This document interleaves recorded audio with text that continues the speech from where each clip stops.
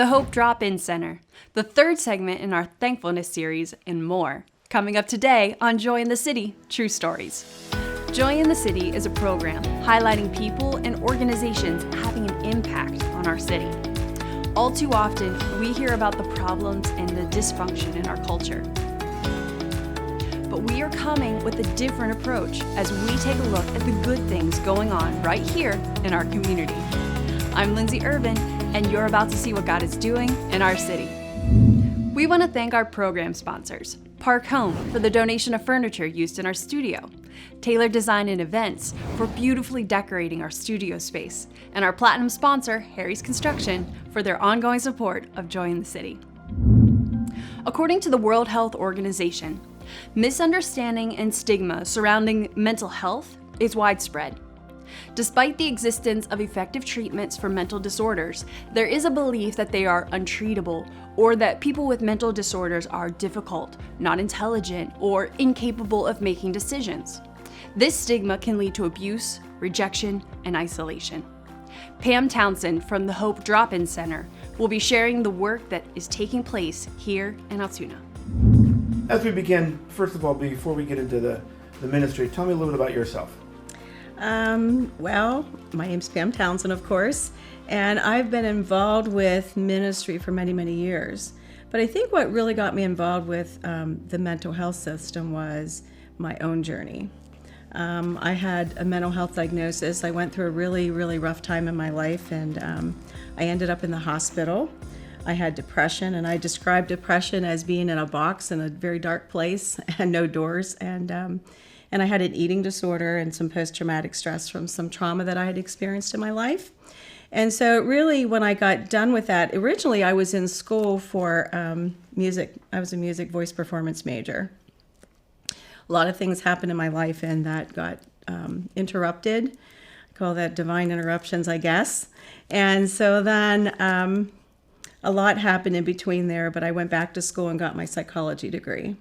And so I started working in the mental health field. I've been in the mental health field for 26 years. Wow. I've worked inpatient with geriatrics.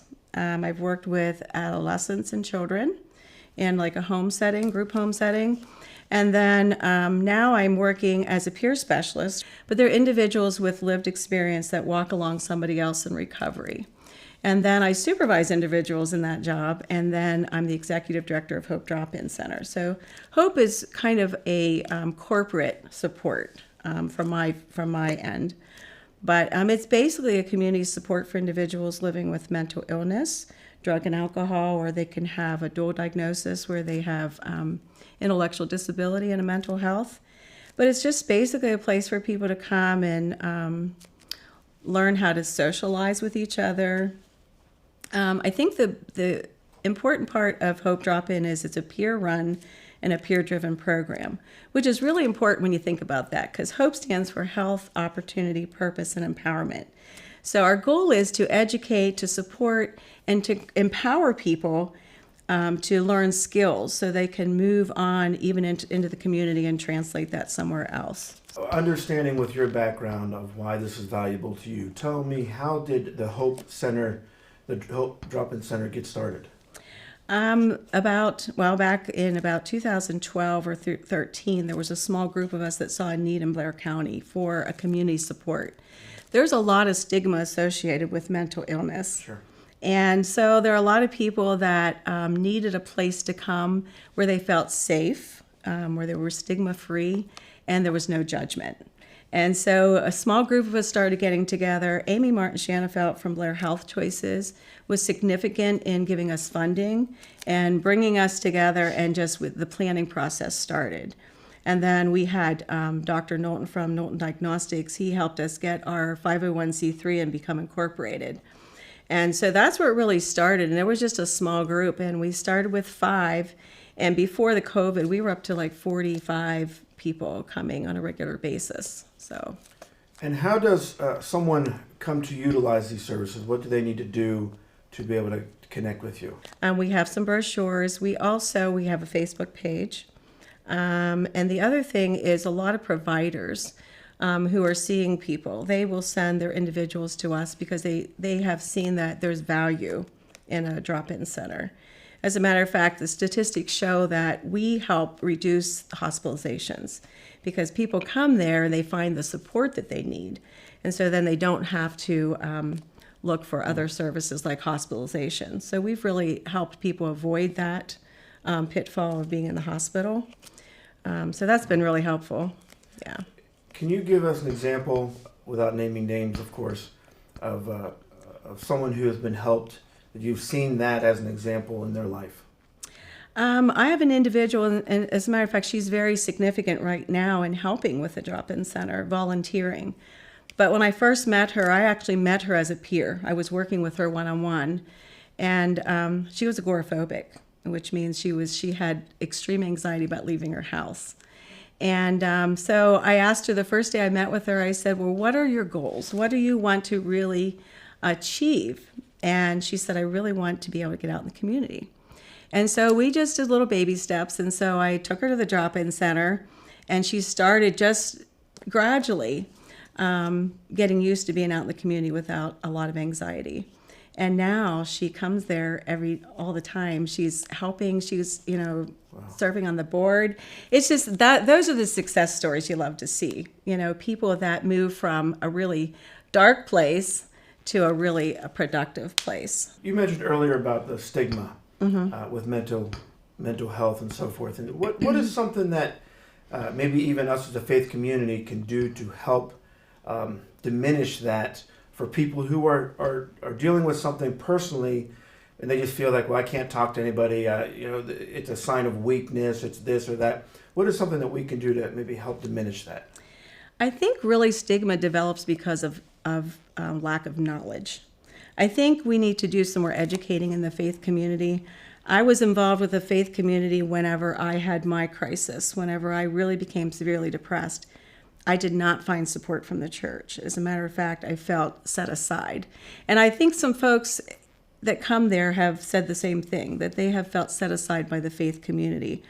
It's a very difficult thing because if you really don't understand mental illness and you're not able to identify when somebody's not in a good place in their mental health, you might see it as something different. And I think the media creates this fear. And I think it creates the fear just overall about mental illness and that we're mean, scary people. But the fact of the matter is people with mental illness are more the victim of violence than they are violent towards people. And so I think just educating ourselves about what mental illness is, how to identify what somebody might be experiencing. I remember when I was in church, the church I was attending at the time, and I won't say where that was, but I went to the pastor and I said, I'm in a really bad place. I'm really dying from the inside out. I had an eating disorder, really, really severe. And I said, I'm going to admit myself to the hospital. And he said, I'm going to support you through that, Pam. I'm going to pray with you. I'm going to support you. And he knew about some of the trauma in my life, the things I was experiencing. So I go to the hospital and I don't hear from him. He doesn't come. And I don't know what that was about. And I'm not going to, I don't know what that was about. But I was really hurt through that because I felt like where I needed the support the most was spiritual. And so when you find yourself as a Christian in that place, you're thinking to yourself, why am I in this place? Because it's not Christ sufficient for my need right now. But I think when you're in that place, you're not really thinking rationally because life happens. And sometimes life happens in a really horrible way. And that was the case for me. And so one of the things that I found when I was at the hospital, they had a Christian counselor there. And she was really significant in helping me to do that turnaround and really understand about my life with Christ and where I was. And one of the things I found myself doing was I was talking about all the trauma in my life, and I thought just laughing and smiling. And, we as Christians, we smile, we put a smile on our face every day. We're afraid to let people know that we hurt. And I think that was one of the things she said to me. She said, Pam, you're talking about these horrible traumatic things that have happened in your life and you're laughing. Why don't you stop? She said, just stop it. She said, let's talk about how much it hurts. And that was really significant in turning me around. I was like, wow, yeah, this isn't really funny. This is really very painful. And when I started talking about those hurts, it was the first time I said, man, God, why didn't I trust you in this place? I need to surrender these things to you. And I had a lot of forgiveness of people that had hurt me, of doing that. And that was a process. It wasn't something that happened overnight, but I knew that I needed to forgive those people that hurt me to move forward. And so I just started dealing with that with a counselor. There were people in the church that I think they were afraid. I think they don't know what to say to you. They think, wow, you were in a mental hospital. You must be really, really bad off, and we don't know what to say to you, and we don't really know how to support you. I think in my case, I would have just liked somebody to validate, Pam, you're really hurting right now. You're really hurting, and let us walk with you for a while, and let's pray with you and support you. I didn't find that, and I think we need to get better at that as a faith community. One thing that I have developed at the Drop-In Center is a good rapport with the people that come there. They know that I'm a woman of faith. They know I'm walking with Christ. And there are even some people that come there and say, I don't really believe in God. But when they come to a bad time in their life, they come to me and say, can you pray with me? And I don't care what they believe. I believe God can still meet them in that place. And I think that what you're doing is amazing. I think it's necessary.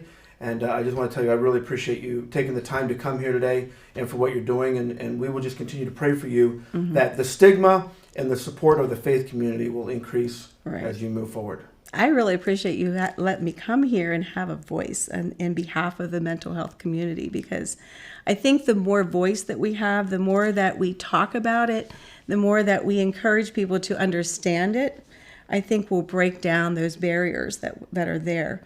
But like you said, the faith community, in fact, I was talking to somebody one day and they were talking about this person has schizophrenia, they must be demon possessed. There is definitely a brain, when you do a scan of a person with schizophrenia, there are differences in their brain. And it is truly a mental illness. But we mistake, I think, a lot of times, like people told me, just get over it. Just get up and get over it. Life can't be that bad. And I would say, till you walk in my shoes, please don't judge where I'm at. I just want to see people find the hope in Jesus. We can give them all the worldly views from the psychology perspective, as I have a psych degree, but it doesn't compare to what Christ has to offer them in their recovery. And so I really want to see people, find hope in Christ. That's where the true hope is. If you know of a person or organization impacting our city, we want to hear about it. You can contact us at 814-944-1948 or by email at stories@joyinthecity.org. Today's Platinum sponsor is Harry's Construction, whose motto is, if you can dream it, we can create it.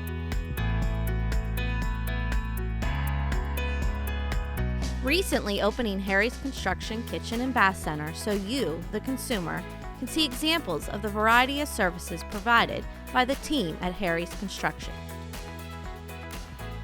Be sure to visit Harry's Construction Kitchen and Bath Center at 114 Main Street in Bellwood. You can also visit their website to see pictures of home improvement projects over the years. Thanks again to Harry Halk and the team for supporting Joy in the City. In the third segment of our Thankfulness series, we had the opportunity to speak with Rick Becker, an area businessman, on how God orchestrated many events in his life to get him where he is today. Listen as he shares how these events have made him thankful for all he has been blessed with. As a child growing up, Mom always sent us to church. I don't remember too much about any of the church, but we would go. Then as I became a teenager, it was by choice. So I can remember walking out to a Bible church. We lived close enough that some friends and I would walk down out to a Bible church. But I can tell you there was nothing in at that time, from that time as childhood to early mid-teens, that I can recall anything that taught me about Jesus. Okay, and when I think back about this, to what all things had to fall into place for me to come to where I'm at today, is, I think it's really shown me how much God loves me. I was working at Sheets, going to college, and figured that would be my finish college and go on in that direction, when I was let go at Sheets for doing my homework, my college work. I was working the midnight date shift, so I'd do my homework when I had time. Back then, the manager gave me permission to do that, but then they came with a new manager, and I got fired for that. So I was pretty down in that case and not having it. I had no job, so I had to find a job, plus still going to school. My siblings convinced me to go into pre-law, which totally I hated, okay? So I didn't pick the right area to go for my future, and things just started falling apart. And I remember, I got to find a job, so I was bugging, Marhofer Bakery hired me part-time, and I'm bugging the guy for full-time. I'm thinking, this isn't enough, I need something, plus still going to school. So saw an ad in the paper, and I answered it. Hill's department store was opening.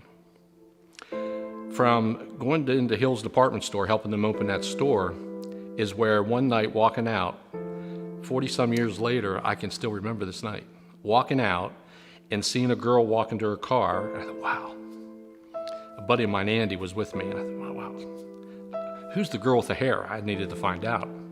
That's my wife today.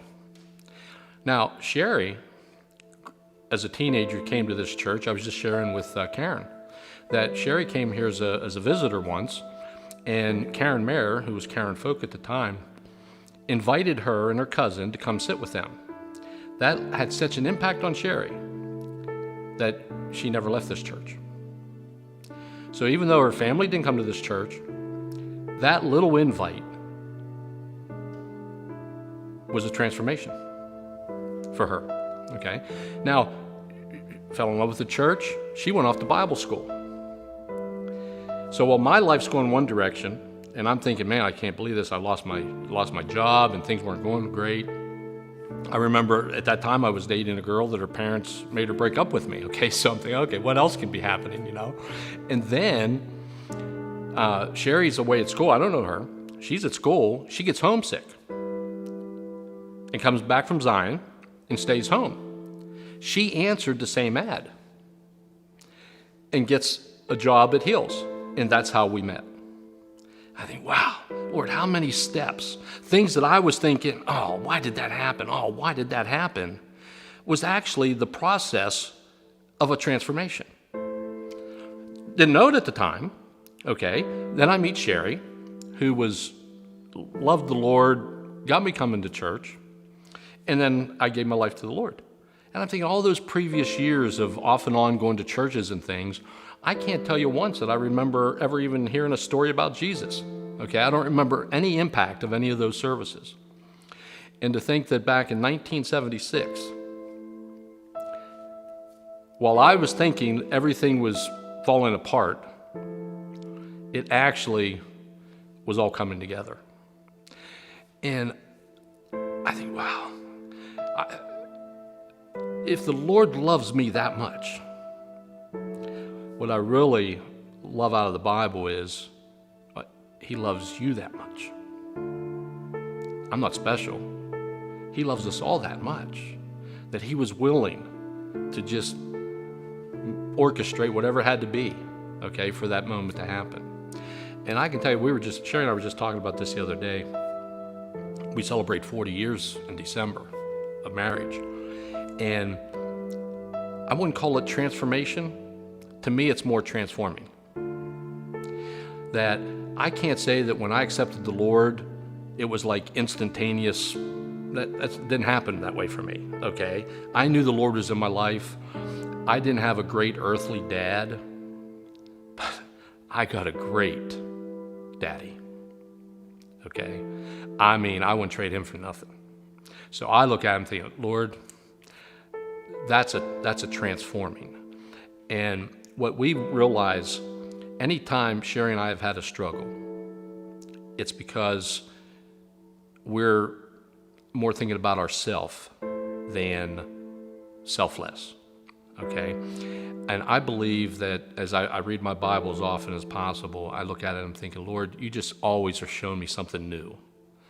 And it just amazes me that there is so much for us to learn. That's the transforming. I mean, it sounds simple. It isn't. Okay, you got to talk to the Lord. You got to surround yourself with other godly people. You got to stay in His Word. I've shared this in front of the church. I tried it. I set a goal to study my Bible every year, but I don't succeed every time, okay?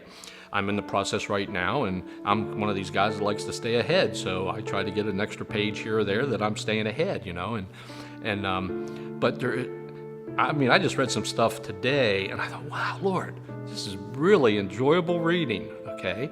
And I'm thinking, I know I've read it many times in the years, but at that moment, it didn't mean what it meant to me today. Okay, so through the struggle, everything that I went through when I lost the job and the girlfriend's parents and all that kind of stuff, well, I didn't have the Lord, so it was me just trying to get by. The Lord walked, He brought me to a great place. So I look at Him thinking, you have to, you just got to stay plugged in. You got to stay plugged in. Okay, it's hard for me to believe that if you don't stay plugged in, is everything going to be great? No. Okay, I had major neck surgery 2 years ago. I was praying for a healing. It wasn't healed that way. Sherry had brain surgery. We were praying for a healing. It wasn't healed that way. So is everything going to be perfect? No. But I can promise, I've seen it in the 40 years, and I believe anybody else would tell the same that's been at it for any length of time, that the closer you stay to the Lord, the better things. And He only wants good for us. So there may be a struggle you're dealing with because He's trying to bring you through something, teach you something, okay? Learn and stay in the Word. Rick concludes his story by talking about his mom. It's evident that Rick's mom had a lifelong impact on him and his siblings. I had the best mother that anyone could ever have. So the next person's probably going to say the same thing, okay? I mean, the fact that my dad left when I was 10, 6 kids in the family. I had a younger sister, 2 younger brothers, and 2 older brothers. And my mom was 35, 36 years old, somewhere in that range, and to have to raise us all by herself, and didn't have the income to do that, and my dad never paid any child support, so it was rough, and we ended up being on welfare. And later on in life, my mom was able to go back to school and get into nursing and became an LPN and totally got off of that program, and just she was always there for us. I think about, how did she do it?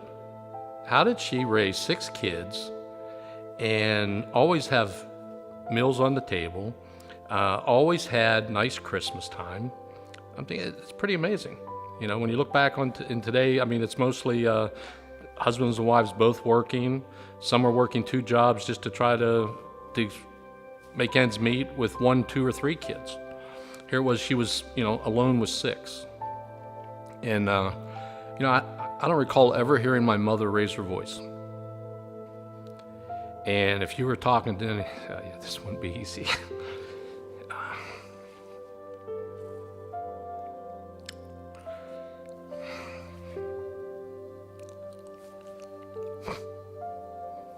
Eight years since she left. And you could ask any one of the kids. We think about her every day. Every day. Okay? I mean, I know she's in heaven. So she as much as she would miss us, she wouldn't want to come back. But we'll just have to wait till the day we get to see her again there. But